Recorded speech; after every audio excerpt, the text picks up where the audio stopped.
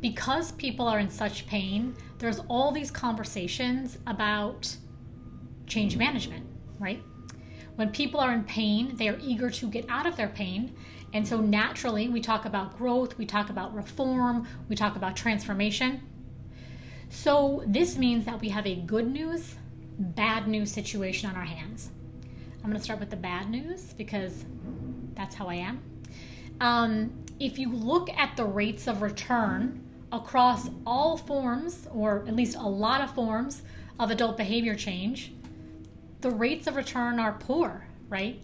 So whether you're talking about corporate transformation, whether you're talking about political change, like how long have we been having the same conversations about wealth disparities and systems inequities, right? So it's very hard to achieve change in that space. And at the individual level, it's certainly not easy, right? Whether you're talking about diets or weight loss or New Year's resolution. I am a neuropsychologist and I work with the brain, I work with your pain, and I work in your relationships. So I do work with a lot of couples and I do work with a lot of families. And nowhere are we cut more deeply, are we in more pain than when things are really going bad in our personal relationships, in our homes. And what I have learned in these dynamics is that people are desperate for change. They would move heaven and earth to get change, to get relief, to get peace in their homes. And even then, change is very difficult, okay?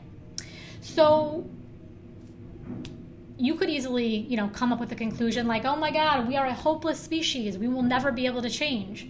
I don't think that at all. It'd be a pretty bad party line for a neuropsychologist who's in the business of change. So I think here comes the good news. And the good news is a lot of times when we're thinking about change, we're simply not playing with if it's a puzzle, we're just missing one of the key pieces. And the key piece I think is often missing from the change conversation in organizations, in communities, and in our families is the brain. Okay, so when you hear people talk about change management, and this kind of large, painful global moment, you readily hear people talk about the economics of change. You readily hear them talk about the politics of it, the legality of it, the logistics of it, even sometimes the philosophy of it, right? But most fundamentally, when we are talking about the changing of human behavior in any capacity, we are talking about the brain, okay? All information must be mediated through the brain in order for change to happen. And so the good news is that if you want to make change much, much more likely to take hold, you need to think not just about the economics and the politics and the blah, blah, blah of it. You must also be thinking about the biology of it.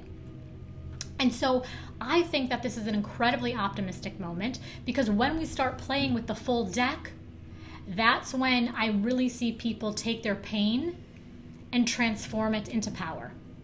So across the month of May, because this is Mental Health Awareness Month, I'm going to be talking to you as leaders about how to really think about change in yourself, in your teams, and in your organizations.